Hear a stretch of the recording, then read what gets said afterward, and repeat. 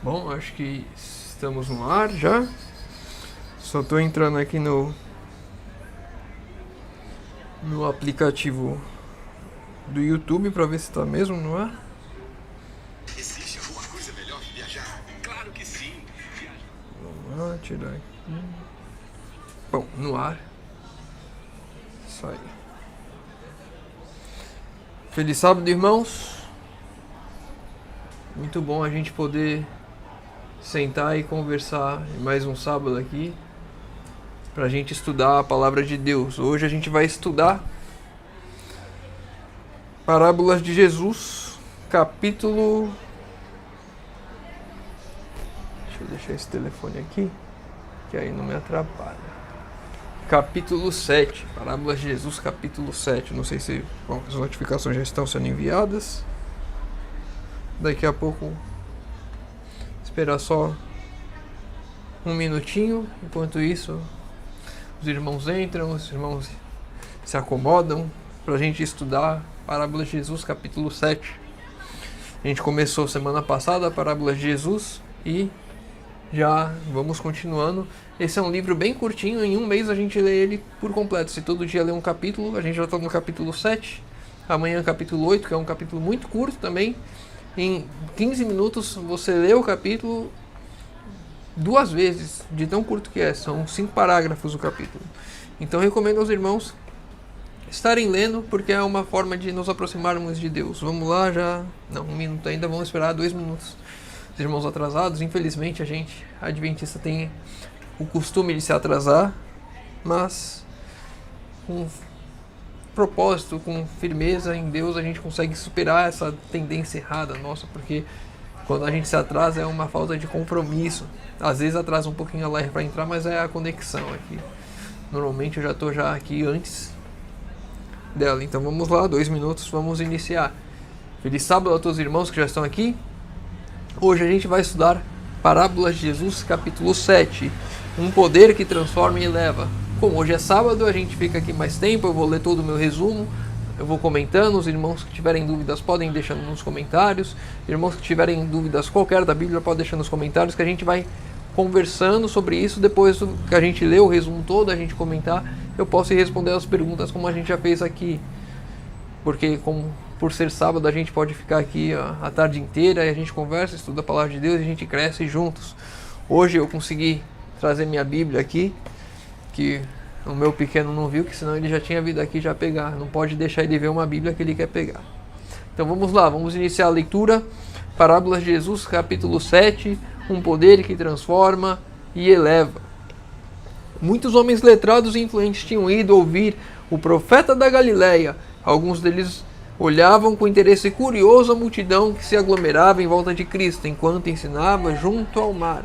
E a gente pode perceber aqui que esses homens letrados, homens influentes, se a gente for olhar principalmente para os fariseus, para os saduceus que enviavam espias para olhar a Jesus, normalmente eles estavam sempre olhando pela perspectiva errada. E aqui os homens letrados e influentes também estavam olhando para a perspectiva errada. Em vez de olhar para os ensinos de Cristo, olharem para Cristo, buscarem aprender com Cristo, buscarem se aproximar de Cristo, eles estavam olhando para a multidão que estava ao redor de Cristo. Devemos aprender que devemos olhar para Cristo, olhar no caminho e não ficar olhando em volta. Quem são as pessoas que estão andando no caminho?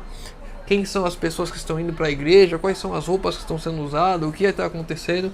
Devemos olhar para Jesus. Muitas vezes vamos à igreja olhando para os outros à volta e saímos desanimados. Muitas vezes olhamos, em vez de ouvir a mensagem, colocar aplicações em nossas vidas, nós ouvimos a mensagem e colocamos aplicação na vida dos outros. Ah, se fulano estivesse aqui para ouvir essa mensagem.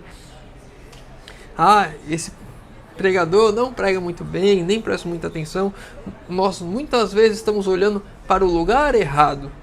Em vez de olharmos para Jesus, olharmos para aquele que nos salvou, que deu a vida por nós, olhamos em volta e acabamos indo pelo caminho dos líderes religiosos daquela época. Feliz sábado, irmã. Olhando esses homens de cultura, a estranha assembleia procuravam perguntavam-se entre si: é o reino de Deus composto de elemento como este? Olha só aqui, nós, adventistas do sétimo dia, julgando as pessoas quando vamos lá e vemos. Mas essas pessoas, principalmente aqueles, né? Aquelas pessoas que não se dizem adventistas, mas que, enfim, tem outro nome, né? Outra placa de igreja que fala: o meu dízimo, o dízimo da nossa igreja de 1 milhão, tem que garantir o pastor aqui. Ou seja, irmão, acho que eu comentei aqui em algum lugar sobre isso. Quando a Nova Semente foi bater de frente com a associação porque queriam que um pastor ficasse e falaram: vocês têm que nos obedecer, vocês têm que aceitar as nossas reivindicações porque temos um dízimo de 1 milhão. Enfim, as pessoas olhando para pessoas, como é que pode o reino de Deus ser formado por essas pessoas? O ladrão da cruz vai estar no céu. Será que eu vou estar? Muitas vezes eu estou olhando assim para as pessoas em volta e enxergo o problema em todo mundo em volta e eu esqueço de olhar para mim. Eu que sou o problemático, eu que tenho muitos problemas, eu que sou essa pessoa caída, essa pessoa com tendências para o mal, essa pessoa que é egoísta, avarenta, essa pessoa que está imersa no mundo de pecado. Eu estou nessa condição e olho para os outros ao meu redor e apontando o dedo para eles, achando que eles estão errados e que eu estou certo e que eu vou ser salvo. Devemos tomar cuidado com isso. O reino dos céus é semelhante ao fermento que uma mulher toma e introduz em 3 medidas de farinha, até que tudo esteja levedado. Na parábola do Salvador, o fermento é usado para representar o reino de Deus, ilustra o poder vivificante e assimilador da graça de Deus. E aqui uma coisa interessante que eu também vou comentar no vídeo de amanhã, mas os irmãos que estiverem aqui vão ver novamente amanhã. Muitas vezes um mesmo elemento pode ser usado para coisas positivas e negativas. Aqui nós vemos o fermento como algo positivo. O fermento de Deus, aquele que entra em nós e vai crescendo, vai nos fazer crescer, vai nos transformar. Enquanto o fermento dos fariseus, o fermento do erro, ele vai prejudicando as pessoas.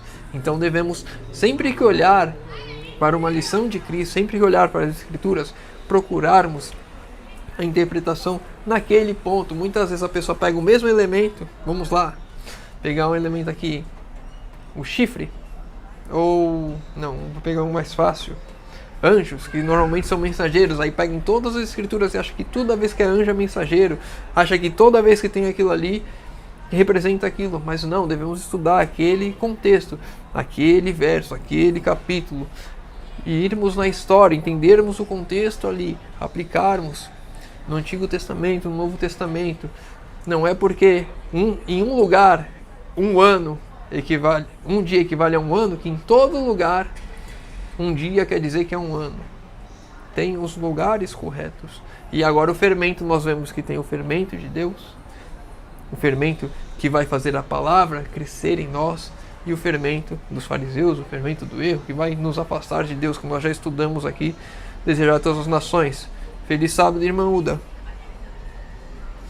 Ninguém é tão vil, ninguém é tão caído, que esteja além da operação deste poder. Em todos quantos querem submeter-se ao Espírito Santo, deve ser implantado um princípio novo de vida.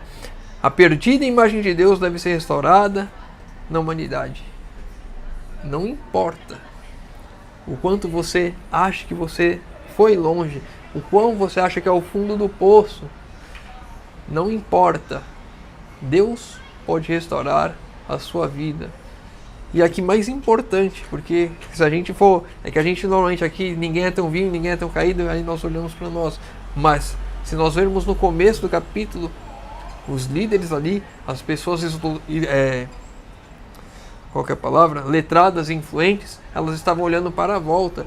Então quando eu e você estivermos olhando para alguém, não devemos olhar para essa pessoa achando: aquele ali não tem mais salvação, aquele ali matou, aquele ali estuprou, aquele ali isso, aquele ali aquilo, aquele ali adulterou.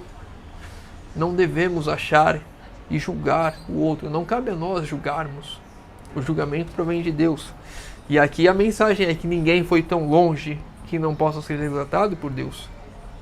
Eu e você temos que ter a consciência de que Deus está fazendo obra na vida das pessoas ao nosso redor.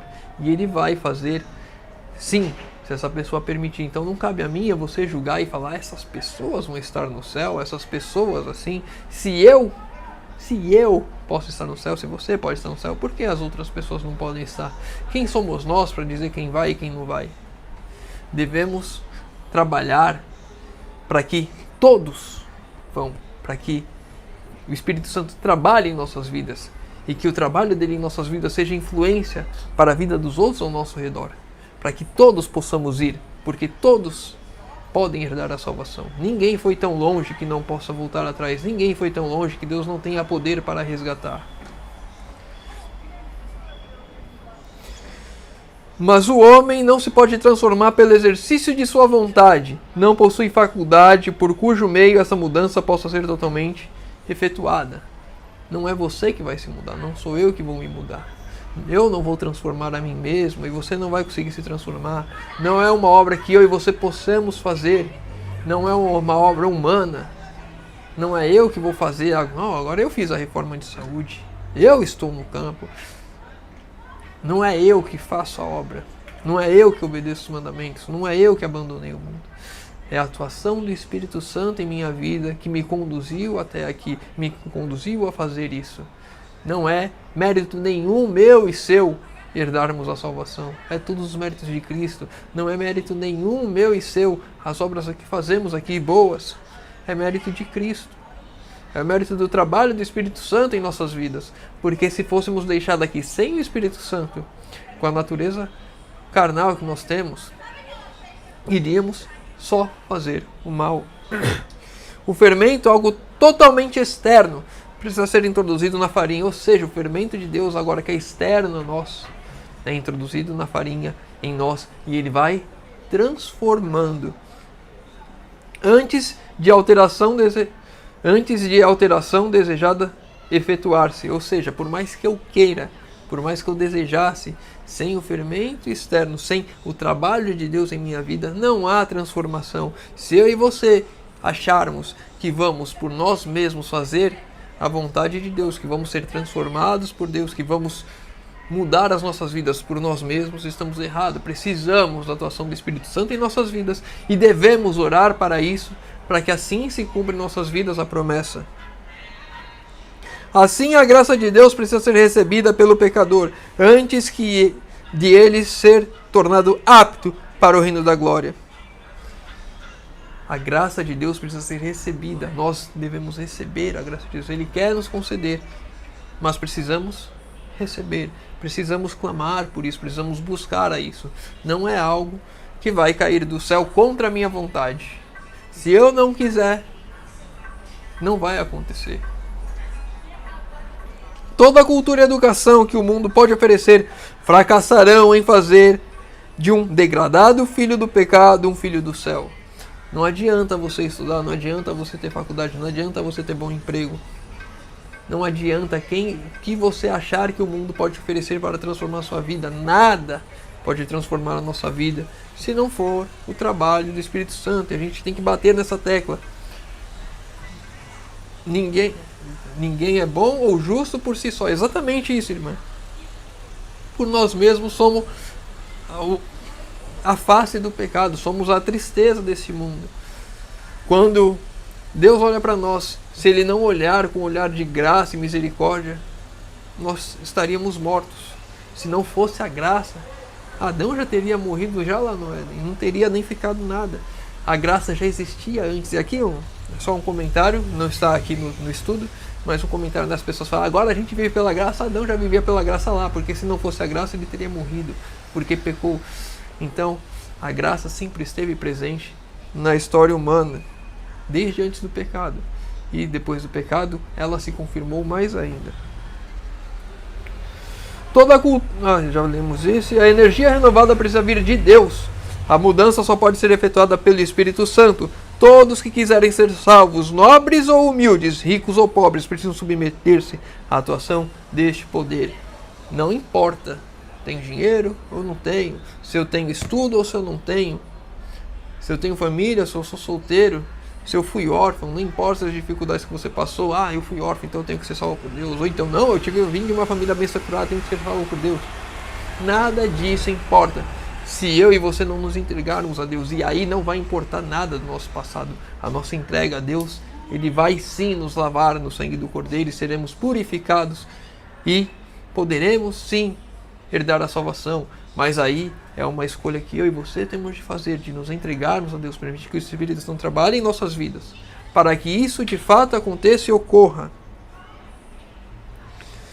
Como o fermento misturado à farinha opera do interior para o exterior, assim a renovação do coração, que a graça de Deus atua para transformar a vida. Muitos há que procuram reformar-se, corrigindo este ou aquele mau hábito, e esperam deste modo tornar-se cristãos, mas estão principiando no lugar errado. Nossa primeira tarefa é com o coração. E aqui um ponto importante: o que eu tenho que fazer para a vida eterna, para dar a vida eterna? Aceitar a graça. E como que a graça trabalha? Como o fermento de Deus em nossas vidas trabalham? É de dentro para fora. Não é você ver um erro, ou o que eu já falei aqui, eu sou impaciente, eu sou uma pessoa que se ira muito rápido. Não é porque eu vi isso, eu sei que eu faço isso, então agora eu vou corrigir isso na marra. Eu vou corrigir. É uma atuação de Deus de dentro para fora. Nós não percebemos quando somos transformados. Se a gente for pegar lá a história dos filhos do trovão, João e Tiago, os filhos do trovão, porque eram intempestivos, porque eram bravos, eram irados, queriam colocar as coisas à força. João, o filho do trovão, foi transformado no discípulo do amor. Mas não é mostrado para nós quando que isso aconteceu. A transformação apenas aconteceu de dentro para fora. Não foi ele se corrigindo, mas o Espírito Santo trabalhando na vida dele, que assim fez com que a graça acontecesse. Não basta meramente o conhecimento da verdade. Podemos possuir esta e ainda o teor de nossos pensamentos não ser alterado. Não adianta só eu estudar a Bíblia achando que conhecer a verdade vai me transformar, achando que porque eu leio a Bíblia eu vou ser transformado. O coração precisa ser convertido e santificado. Eu preciso de fato me entregar, preciso de fato permitir que o Espírito Santo coloque em prática aquilo que eu já estou estudando, aquilo que eu estou lendo, aquilo que eu estou buscando. Preciso de fato desejar essa mudança em minha vida. Preciso buscar isso, colocando-me nas mãos de Deus. O fermento oculto na farinha atua invisivelmente para submeter toda a massa a seu processo levedante. Assim, o fermento da verdade opera secreta, silente e persistentemente para transformar a pessoa. O trabalho de Deus é feito em silêncio e ele vai transformando pouco a pouco. A gente não coloca o fermento na massa e ela cresceu. O fermento a gente vai amassando, vai misturando o fermento. Tem uma hora que a gente deixa descansar e ele vai crescendo aos poucos. Então eu e você devemos permitir, buscando a Deus, estudando a palavra, que os conhecimentos que nós adquirimos, esse conhecimento que nós estamos tendo agora aqui, estudando a palavra de Deus, cresça em nossas vidas, que Ele trabalhe em nossas vidas. É um trabalho silencioso de Deus, mas que vai acontecendo pouco a pouco. E quando eu e você, se por algum motivo ainda tropeçarmos, viermos a tropeçar, nós iremos sentir a tristeza por isso, porque a transformação já começou em nossas vidas. Não vamos mais ser acostumados com o pecado, não vamos mais gostar do pecado, vamos sentir repulsa das nossas atitudes erradas. E Deus vai trabalhando em nossas vidas sem mesmo nós percebermos, mas porque estamos buscando, estamos querendo, estamos nos entregando. Precisamos fazer isso para que a obra de Deus seja feita em nossas vidas. As inclinações naturais são abrandadas e subjugadas. São implantadas novas ideias, novos sentimentos, novos motivos. Uma nova forma de caráter é proposta. A vida de Cristo. A obra do Espírito Santo é trabalhar na transformação nossa. Exatamente dessa forma, colocando novas ideias, novos sentimentos, novos motivos. E isso vai transformando o nosso caráter, até o ponto de que a nossa vida é um reflexo da vida de Cristo. Porque a obra de Deus em nós é justamente nos garantir a vitória sobre o pecado. Uma coisa que eu e você não podemos fazer sozinhos. Não adianta você falar, eu não peco, não pequei ontem, não peco uma semana, não peco um mês. Se esse pensamento é eu não fiz, é porque você já está ali, você não mudou, não teve uma mudança interna, não teve a atuação do trabalho do Espírito Santo em nossas vidas para fazer essa mudança em nós. A obra do Espírito Santo em nossas vidas é transformar o caráter, para que o nosso caráter seja um reflexo do caráter de Cristo, um caráter perfeito e incorruptível, para que nós, quando fechar a porta da graça, possamos nos apresentar perante o Pai irrepreensíveis, sem um intercessor, que assim ocorrerá. Por que, pois, há tantos pretensos crentes na palavra de Deus, nos quais não se vê uma reforma na linguagem, no espírito e no caráter? Olha que importante isso. Uma reforma na linguagem, no espírito e no caráter. As pessoas dizem crer em Deus, mas essa mudança não tem um reflexo na sua vida. Não muda a linguagem. Já começa aí a linguagem, a forma que você fala. Se os irmãos lembram quando a gente estudou aqui no Desejar Todas as Nações, quando Pedro estava ali, vendo Cristo sendo julgado, a primeira pessoa lá, a criada, que levantou que Pedro era um dos discípulos de Jesus, mas você fala diferente, você fala igual ele. Transformação da linguagem, transformação no espírito e no caráter. Porque há tantos que não podem sofrer oposição aos seus propósitos e planos, que manifestam temperamento não santificado, e cujas palavras são rudes, insultuosas e apaixonadas. Ou seja, aquela pessoa que, quando vem algo que ela não quer, ela muda completamente, ela vira a chave, né? Todo aquele temperamento raivoso, intempestivo, rude, aparece para revidar, porque está acontecendo as coisas contra aquilo que elas acreditam. Vê-se em sua vida o mesmo amor próprio, a mesma condescendência egoísta, a mesma índole e linguagem precipitada, vistos na vida do mundano. A gente, quando olha essa situação, aqui é difícil a gente colocar na terceira, não colocar na terceira pessoa, mas é para colocar na primeira aqui. Muitas vezes, quando isso acontece conosco, nós vemos o amor próprio e a condescendência egoísta, exatamente como o mundo. Nós vemos a nós mesmos, quando nós olhamos essas situações, nós vemos a nós mesmos como o mundo, não vemos distinção. Enquanto não houver essa distinção entre o crente verdadeiro, aquele fiel de Deus transformado pelo Espírito Santo, e o mundo, enquanto não houver essa distinção, iremos ter a certeza, enquanto nós não vemos essa distinção em nossas vidas, uma distinção verdadeira, não só aquilo que eu acho, não, eu acho porque eu não bebo, eu não fumo, eu não vou para essas reuniões, bares e festas, enfim, eu não faço isso, aí eu acho que eu sou diferente do mundo. Mas o meu comportamento, quando algo me desagrada, é exatamente igual ao do mundo. Não teve uma transformação interna em nossas vidas. A parte mais difícil é a mudança de caráter. Todos foram chamados, mas alguns eleitos e poucos fiéis. Eu não digo nem, irmã, que é a parte mais difícil, porque ela não compete a nós fazer. Não sou eu que vou fazer. Se fosse para mim fazer, seria impossível. É mais difícil da gente ver, identificar, principalmente nós mesmos, porque quando nós olhamos para nós sabemos todos os defeitos que temos, e aí a gente vê. Eu olho para mim e falo, é impossível. Eu não sei como Deus não abriu mão de mim ainda, porque olhando para mim a pessoa, é impossível eu estar no céu. Mas o impossível é possível a Deus. E pela graça de Deus, pelo sangue de Cristo que foi derramado por mim, eu estarei lá. Amém. E eu espero que vocês também estejam e tenham essa confiança, não em nós, mas naquilo que Cristo fez. E naquilo que o Espírito Santo ainda vai fazer em nossas vidas. Ele vai trabalhar e vai atuar e vai nos converter. E vai colocar o caráter perfeito de Cristo em nós. E teremos essa transformação, sim. Mas temos que buscar. Temos que estudar, temos que nos relacionar com Deus, temos que criar raízes na palavra. Temos de fazer aquilo que cabe a nós, aquilo que depende do esforço humano. A transformação, de fato, acontece somente pelo poder de Deus.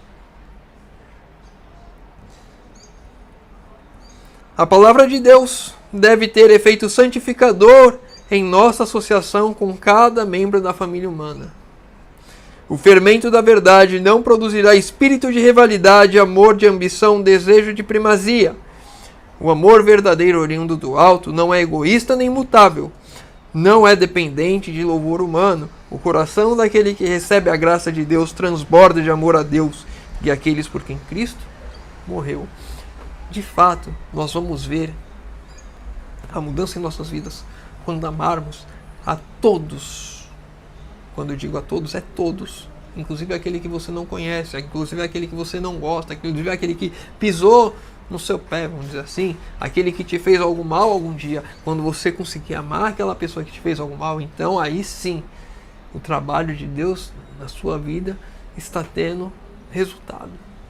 Você está sendo transformado, porque você já não tem mais ódio, a raiva daquela pessoa, você a ama. E por mais que ela continuasse e fizesse novamente aquilo, você faria totalmente oposto por ela, você ajudaria, você estaria disposto a dar a sua vida. Aquele verdadeiro amor que Cristo deixou para nós é aquele ao ponto em que estamos dispostos a dar a nossa vida pelo nosso irmão. É esse o verdadeiro amor e é isso que a obra de Deus fará por nós. Dar a vida até por aqueles que nos magoam, que nos machucam. Acho aqui voltando um pouquinho, o fermento da verdade não produzirá o espírito da rivalidade, amor de ambição e desejo da primazia. Quando eu vejo aqui o desejo de primazia, eu já logo lembro de Jacó. Ou seja, não estava transformado ainda, só no final da vida. E ainda se a gente for parar para pensar, ele achou e colocou todas as esperanças e alegrias da vida dele no filho dele, em José. E Deus permitiu que ele não ficasse ali para transformar o caráter. E muitas vezes vai acontecer coisas em nossas vidas para nos transformar o caráter, para que de fato nós tenhamos o caráter transformado. Muitas vezes eu e você passamos por provas, por lutas, por dificuldades, para que o nosso caráter seja transformado. Porque sem isso, continuaríamos sendo egoístas, mesquinhos, continuaríamos andando nos nossos próprios caminhos, achando que somos autossuficientes, achando que não precisamos de mudança. E as coisas que acontecem em nossa vida, sempre com a permissão de Deus, acabam nos levando a nos aproximarmos mais de Deus, ou a rejeitarmos de fato. Mas o objetivo de Deus é que, independente daquilo que aconteça, nós nos aproximemos mais de Deus. O semblante transforma-se. A presença de Cristo no coração transparece na face dos que o amam e guardam seus mandamentos. A verdade está ali escrita. Revela-se a doce paz do céu. É expressa uma cortesia habitual, um amor mais do que humano. Então aqui nós vemos já a pessoa transformada. O semblante muda, o seu rosto muda, as suas palavras mudam, a forma que você vai falar muda. Desde que, de fato, o Espírito Santo tenha trabalhado em nossas vidas e feito essa obra em nós. Aqui outro ponto importante, a verdade está ali escrita. A verdade está escrita onde? No nosso caráter transformado. A gente transborda a verdade, transborda o amor. Um amor que é mais do que humano, não é um amor humano, é sobre-humano, é um amor divino, um amor de Cristo, porque Cristo está vivendo em nós. Não somos mais nós que vivemos, mas Cristo que vive em mim e em você. Quando atingirmos esse estado, é porque o Espírito Santo fez a obra que tinha que ser feita. E devemos também continuar nos aprofundando na palavra e permitir que Ele continue trabalhando, porque sempre teremos a evoluir. Eu acho interessante, não sei se foi no livro de Jó que eu li recentemente, ou se foi em algum dos livros de Espírito de Profecia, no nosso estudo aqui do ano bíblico, que diz que perante Deus, até os anjos perfeitos, eles têm os seus defeitos. Perante Deus, até eles estão crescendo em graça todos os dias, durante toda a eternidade. E nós iremos crescer em graça todos os dias, durante toda a eternidade. Estaremos sempre crescendo, estaremos sempre em desenvolvimento. Não há limites para o eterno. E eu e você devemos buscar já iniciar o céu aqui hoje, a nossa busca constante de nos aproximarmos de Deus, de nos entregarmos a Deus, de permitir que as obras de Deus sejam feitas em nossas vidas. O fermento da verdade opera na transformação no homem todo, tornando o áspero polido, o rude gentil, o egoísta generoso. É uma transformação completa. Não tem um fio que não transforme. É uma transformação genuína. Não tem. Eu já conheci pessoas que falaram: esse é o meu temperamento, isso não vai mudar. E falou que deu exemplo de Pedro. Mas Pedro mudou. João mudou, Tiago mudou, Tomé mudou, Mateus mudou, todos mudaram. Porque o Espírito Santo trabalhou na vida deles. E quando o Espírito Santo trabalhar em nossas vidas, nós também iremos mudar. Eu tenho tanta dificuldade, porque eu sou egoísta mesmo, eu gosto de ter dinheiro, eu gosto de ter posse. Então Deus vai trabalhar e vai mudar isso. Eu sou uma pessoa rude, áspera. Deus vai trabalhar e mudar isso em nossas vidas. Deus vai fazer toda a transformação que precisamos para refletir o caráter perfeito de Cristo aqui. Quando a palavra cristão surgiu lá em Antioquia, que a gente lê no livro de Atos, era porque aqueles cristãos ali eram como se fossem pequenos cristos, pequenas imagens de Cristo, ou seja, o reflexo de Cristo. Devemos ter esse mesmo reflexo. Tony, vem. Devemos ter essa mesma imagem de Cristo refletida em nossas vidas. Para a gente encerrar, o último texto. O homem, com sua natureza humana, torna-se participante da divindade. Cristo é honrado na excelência e perfeição de caráter. Efetuando-se essas mudanças, os anjos rompem em cantos enlevantes. E Deus e Cristo se regozijam pelos serem moldados à semelhança divina. Eu vou ler de novo que até para me concentrar agora com os cachorros latindo tá difícil.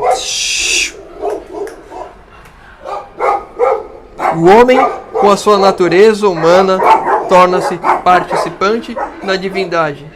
Torna participante do reino celeste. Torna participante da divindade de Cristo, porque o Espírito Santo trabalhou em minha vida e assim o fez. Cristo é honrado na excelência e perfeição de caráter. Eu honro a Cristo quando eu permito a transformação ocorrer em minha vida, quando de fato eu estiver com o caráter perfeito de Cristo impresso na minha vida, obra do Espírito Santo. Quando eu refletir o caráter de Cristo, assim como os cristãos lá em Antioquia, pequenos cristos, refletirem e nascerem nessa terra, a atuação do Espírito Santo, iremos estar honrando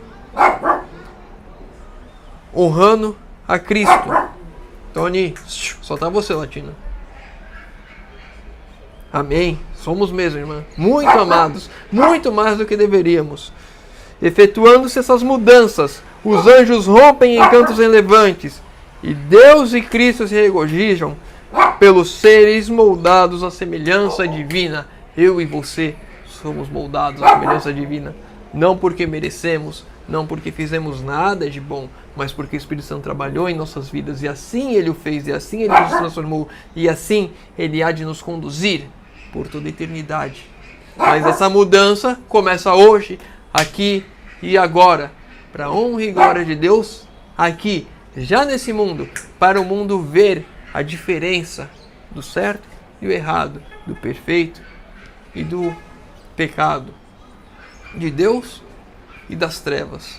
E essa mudança tem de começar em nós hoje, frutos do trabalho do Espírito Santo em nossas vidas. Vamos encerrar por aqui, não tem nenhuma pergunta dos irmãos. Estamos meia hora, podemos aproveitar um pouquinho mais do sábado com a nossa família. Se o irmão ficou com alguma dúvida, está vendo esse vídeo depois, deixa nos comentários. Se o irmão leu o capítulo completo, esse eu não comentei, mas eu sempre comento. Esse é apenas um resumo que eu fiz. Então tem mais conteúdo lá no aplicativo da Bíblia. Vai lá no aplicativo, leia o capítulo completo. E se tiver algum outro ponto que queira comentar, algum outro ponto que teve dúvida, deixa nos comentários, que eu vou estar lendo e a gente consegue aqui conversar e crescermos juntos em graça, juntos estudando e meditando na palavra de Deus.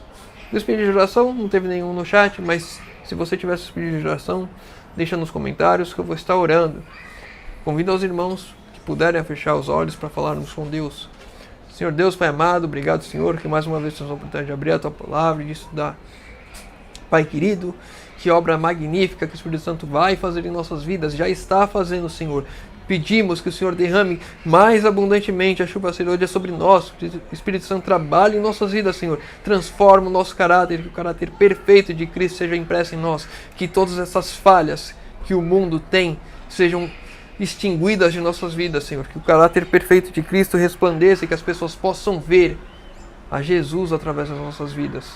Não porque somos bons, não porque somos dignos, mas porque é o teu trabalho, o trabalho do Espírito Santo acontecendo em nossas vidas. E tudo isso não é para o nosso engrandecimento, mas para a honra e glória do teu santo nome, Senhor. Por favor, trabalha sobre nós, nos dê um restante de sábado maravilhoso na tua presença, Senhor amado. Te pedimos isso em nome de Jesus. Amém.